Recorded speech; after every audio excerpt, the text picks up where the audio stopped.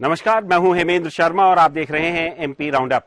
मध्य प्रदेश में इस साल के अंत तक विधानसभा चुनाव होने हैं और भारतीय जनता पार्टी और कांग्रेस दोनों ही दलों में उठापटक का दौर जारी है।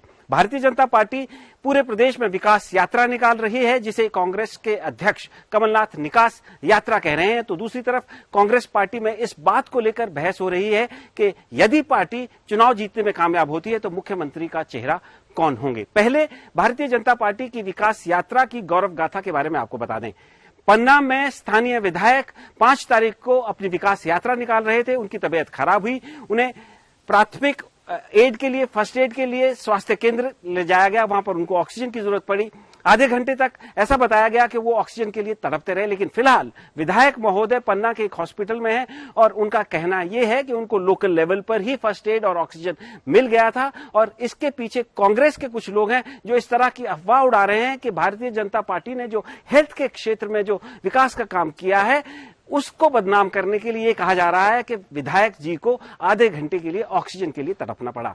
दूसरी तरफ राजगढ़ में भारतीय जनता पार्टी के विधायक वो अपनी विकास यात्रा निकाल रहे थे। उनको स्थानीय ने, ग्रामीणों ने रोक करके, उनके काफिले को रोक करके उनको काले झंडे दिखाए। और तीसरे पूर्व विधायक और कुकुट विकास निगम के अध्यक्ष, उन्होंने मंच से शिवपुरी में कहा कि उन्हीं की सरकार में लोगों को अपने काम करवाने के लिए पैसे देने पड़ते हैं, बिना पैसे दिए किसी का कोई काम होता ही नहीं है।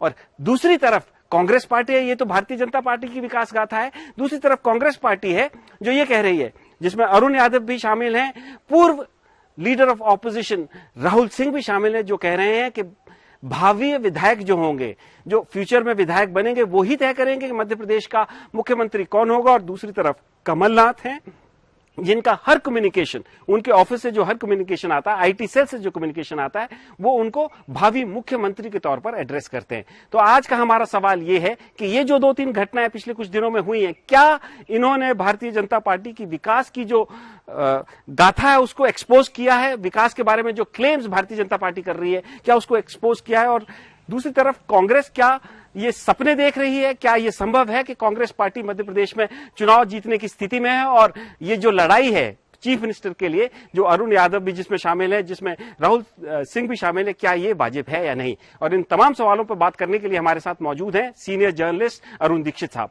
सर, आपका बहुत बहुत स्वागत है। सर, मेरा पहला सवाल तो यही है कि ये जो विकास यात्राएं निकाली जा रही हैं, इसमें कितना विकास मतलब हुआ है मध्य प्रदेश में? आपने तो पूरा प्रदेश देखा है, क्योंकि जो पन्ना में हुआ, जो राजगढ़ में हुआ और जो शिवपुरी में हुआ, जिसमें मतलब या सिटिंग एमएलए या फॉर्मर एमएलए ये कह रहे हैं शिवपुरी में तो कि उनको पैसे देने पड़ते हैं तब काम होता है, तो कितना विकास हुआ है? देखिए, सबसे बड़ा सवाल यह है कि 3 टर्म हो चुके हैं, चौथा टर्म चल रहा है 2003 से 2023, 15 महीनों को छोड़ दें तो इस पूरे टर्म में भाजपा की सरकार रही है। अगर आपने कुछ काम किया है, आपने किया है, तो जिनके लिए किया उन्हें तो पता होगा ना कि क्या हुआ है। आज आपको विकास यात्रा निकालने की जरूरत क्या पड़ी है? आज विकास यात्रा निकालने की जरूरत क्या है? जब आपने काम किया है तो लोगों को मालूम है कि आपने क्या किया है। आप जाके उन्हें कैसे बता सकते हैं? अगर उनके यहाँ काम हुआ है तो वो खुद जानते हैं। इसका मतलब यह है कि कहीं ना कहीं कुछ गड़बड़ है, जो आप ढिंडोरा पीट रहे हो कि हमने ये किया, ये किया, ये किया। अच्छा, ये क्या बात बताता है सर? ये किस चीज का संकेत मिल रहा है कि जैसे राजगढ़ में लोगों ने बाकायदा विधायक के काफिले को रोका और उसको फिर काले झंडे दिखाए? देखो, 2018 में बीजेपी हारी थी। ये ठीक है, वो कहें कि हम जरा से अंतर से हारे, हार तो हार होती है, भले ही 1 वोट से हो। और उसके बाद जो कुछ हुआ है वो सब जानते हैं।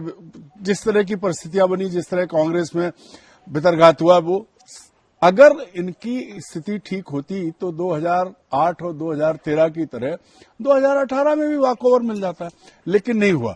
बाद में जिन हालात में सरकार बनी, तो 2020, मार्च 2020 के बाद आज करीब करीब 3 साल हो गए हैं। इन सालों में भी बहुत कुछ किया जा सकता था। तो आप अगर जाके बताएं कि हमने ये किया है, इससे शर्मनाक बात नहीं हो सकती, क्योंकि आप काम कर रहे हो। आपके पास 17-18 साल का अनुभव है, उसके बाद आपको ये बताना पड़े हमने क्या किया। अच्छा सर, यही सबसे बड़ा सवाल है। सर, हम कांग्रेस पे भी बात करेंगे, लेकिन उससे पहले मैं एक आपका फाइनल सवाल भारतीय जनता पार्टी और उनकी विकास के बारे में ये पूछना चाहता हूं कि जिस तरीके से लोगों का रिएक्शन आ रहा है, जिस तरीके से विधायक लोग मंचों से कह रहे हैं या पूर्व विधायक मंचों से कह रहे हैं, तो क्या आपको लगता है कि विकास चुनाव आने तक ये मुद्दा बना रहेगा या कोई और मुद्दा या पोलराइजेशन का मुद्दा आ जाएगा? देखिए, ये सच है कि निचले स्तर पर जमीनी स्तर पर लोग नाराज हैं। जो कुछ कह रही है सरकार, जो कुछ होर्डिंग्स में और नारों में जो बता रही है वो सच नहीं है। जितना बताया जा रहा है उसमें कहीं न कहीं गड़बड़ है, और यही वजह है कि चाहे वो शिवपुरी का मामला हो, चाहे राजगढ़ का मामला हो, चाहे वो पन्ना का मामला हो, सब जगह परिस्थितियां उतनी अच्छी नहीं है जितनी दिखाई जा रही है। अगर उतनी अच्छी होती तो इतनी मेहनत करने की क्या जरूरत है। आप देखिए, उड़ीसा में नवीन पटनायक कब से चीफ मिनिस्टर हैं, कभी ऐसी स्थिति उनके बारे में लेके नहीं आई। आप क्यों कर रहे हैं? क्योंकि लोकल लोग नाराज हैं। जो बातें आपने की हैं उनमें गड़बड़ियां हैं। मुख्यमंत्री की जो सबसे बड़ी योजना थी लाडली लक्ष्मी योजना, जिसके तहत शादी करवा रहे थे, उसमें बड़ा घपला कहां हुआ? उनके अपने विदिशा जिले में। नर्मदा को लेकर जिसमें उन्होंने बात की, उसका सबसे बड़ा दोहन कहां हो रहा? उनके अपने सीहोर जिले में, उनकी अपनी कॉन्स्टिट्यूंसी में। हर भाजपा का नेता कहीं न कहीं किसी न किसी चीज को लेकर के टारगेट पे है, और वो सबसे बड़ी समस्या है। यही वजह है कि उससे ध्यान बटाने के लिए इस तरह की विकास यात्रा निकाल रहे हैं, ताकि लोगों को दोबारा उनका ब्रेन वॉश कर सकें। लेकिन मुझे लगता है कि जो आदमी जो रिसीविंग एंड पर है, उसे क्या उसने रिसीव किया वो उसे मालूम है। आपके कहने भर से परिस्थितियां बदल नहीं जाएंगी। जो कमलनाथ जी कह रहे हैं कि ये निकास यात्रा है, ये तो जा रही है, तो इसमें आपको दम लगता है कि दम है? अब ये कमलनाथ जी का ऑब्जर्वेशन है, लेकिन निकास यात्रा को निकास यात्रा बदलने में कमलनाथ को जो मेहनत करनी पड़ेगी वो अभी कमलनाथ जी करते दिखाई नहीं पड़ रहे हैं। अगर निकास यात्रा में बदलना चाहते हैं तो उसको सबसे पहले उनको घर ठीक करना पड़ेगा और अपनी टीम ठीक करनी पड़ेगी। तो सर, कांग्रेस की बात कर लेते हैं। कांग्रेस पार्टी में कमलनाथ के यहाँ से जो कम्युनिकेशन आता है, उनका आईटी सेल है, उन्हीं का वही अध्यक्ष है, उन्हीं का बनाया हुआ आईटी अध्यक्ष है, और वो जो भी बात करते हैं, आपने तो पहले ये इस बारे का जिक्र भी किया था इस बारे में कि उन्होंने इंस्ट्रक्शंस दिए थे कि भावी मुख्यमंत्री उनको एड्रेस किया जाए, तो किया भी जाता है।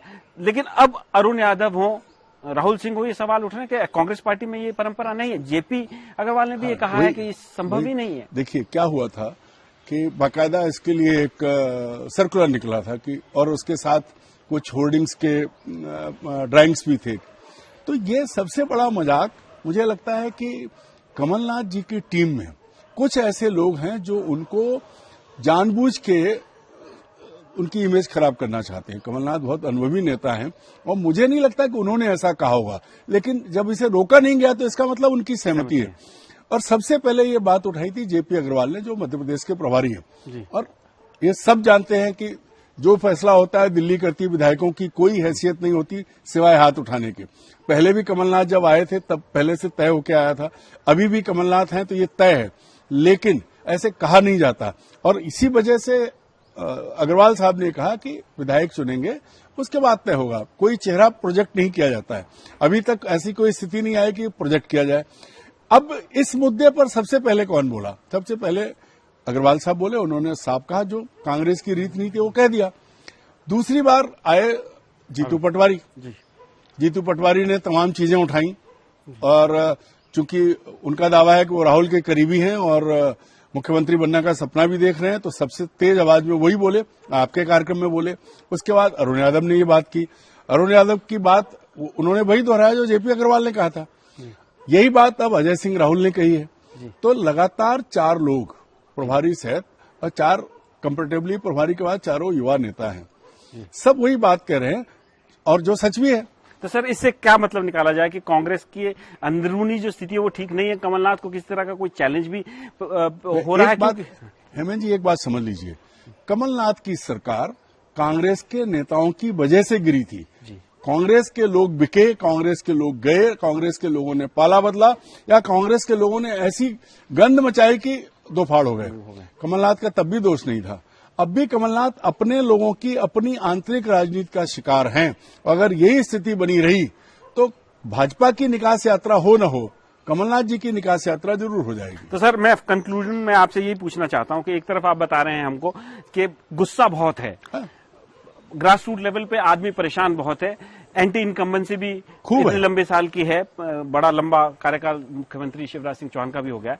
लेकिन दूसरी तरफ कमलनाथ जी हैं जो अपनी सरकार नहीं बचा पाए, और अभी भी भारतीय जनता पार्टी का जो नेटवर्क स्ट्रेंथ है उसको फाइट कर देने के लिए स्थिति में नहीं दिख रहे हैं। देखिए, लीडर का जो रोल होता है वो मुट्ठी बांधे अपने लोगों की। कमलनाथ के साथ यह है कि कमलनाथ के नेतृत्व में कांग्रेस के नेता एकजुट कभी नहीं हो पाए। आप याद करो, विधानसभा में अविश्वास प्रस्ताव आया था उस दिन क्या स्थिति बनी थी, कमलनाथ हाउस में भी नहीं थे। ऐसी परिस्थितियां बन रही हैं। अध्यक्ष वो जरूर हैं, लेकिन उनका कमांड नहीं है, कंट्रोल नहीं है।